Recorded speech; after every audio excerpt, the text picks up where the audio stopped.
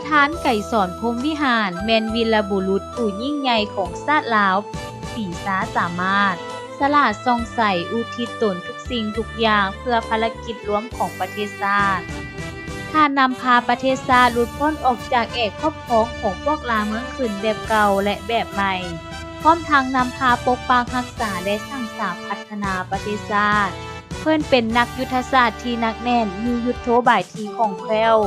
มีวิธีปฏิวัติที่ฉลาดส่องใสที่สุดของยุคสมัยใหม่แห่งชาติลาววีรชน